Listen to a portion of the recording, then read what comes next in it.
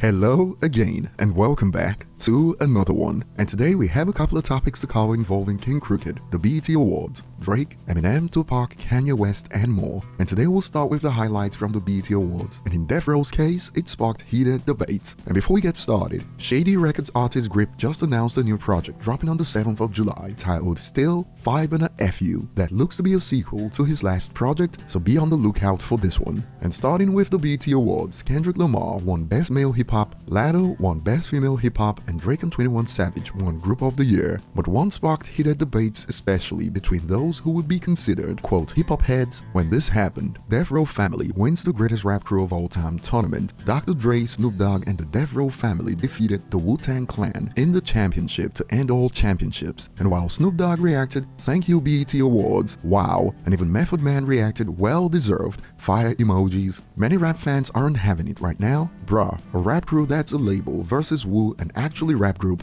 this ain't valid. Another user expands, the Wu-Tang Clan is the most disrespected group, 9 geniuses that changed music. While on the other end, some believe they won cause of Tupac skull emoji, and I wouldn't consider him part of the quote group. But what are your thoughts on this one? And right now, I don't know if this was based on fan votes because the entire BET website is redirected to YouTube. But if it was based on votes, then it is what it is. Nothing to cry about if you didn't vote. Save your thoughts for the comment section. Moving on to the next point today, King Crooked recently shared some details about how many, quote, insiders in the industry are looking to share some dirt on your favorite rappers for clout on social media. We was talking about how trippy it is that we get all these people hitting us up saying, yo, let me on your show.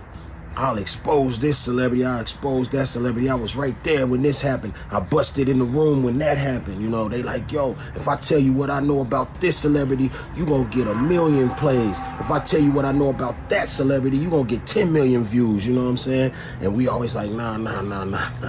That ain't what it's about, because, you know, our show is about integrity and we ain't here to push anything that harms the culture. We're trying to uplift the culture, you know what I mean? Raise the bar.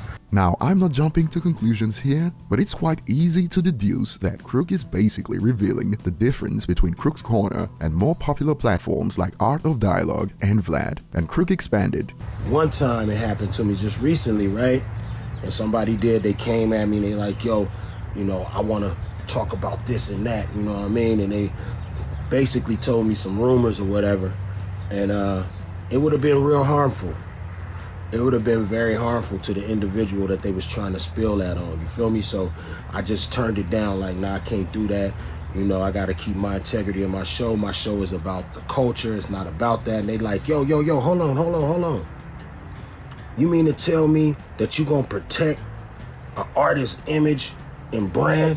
An artist that won't even come sit at your show, but will go over there to them vultures? You gonna protect that person?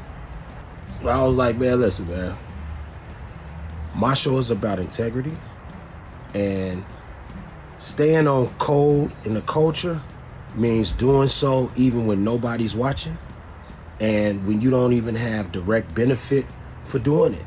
And he concluded that of course he wants everyone who loves hip-hop on his platform, but it has to be for the right reasons and done in the right way. Of course, in the new age of social media clout, this hurts Crook's Corner popularity in the short run, but Crook's been getting props for this. Thank you for standing up for what you believe in. That should be every one of us. Stay positive, brother. Much love. And moving on to the next point today, we often see some interesting claims being made on anti-social media.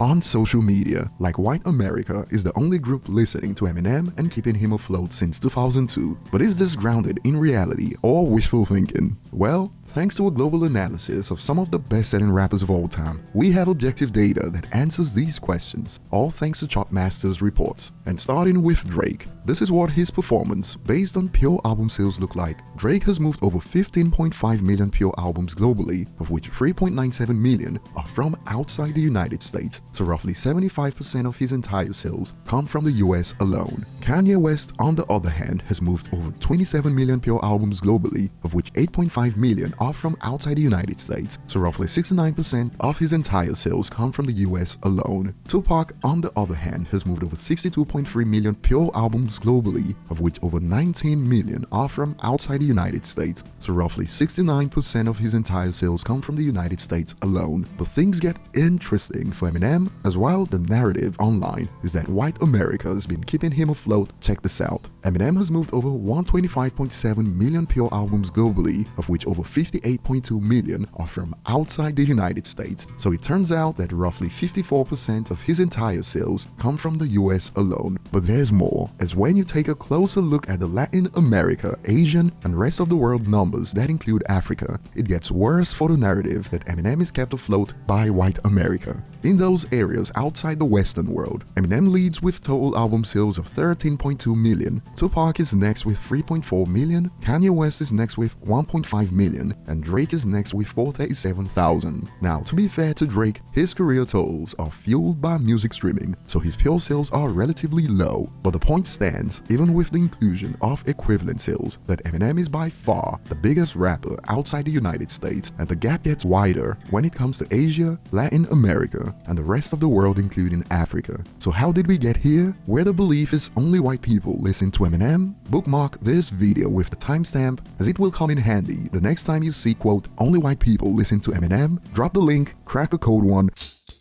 and watch them move the goalpost.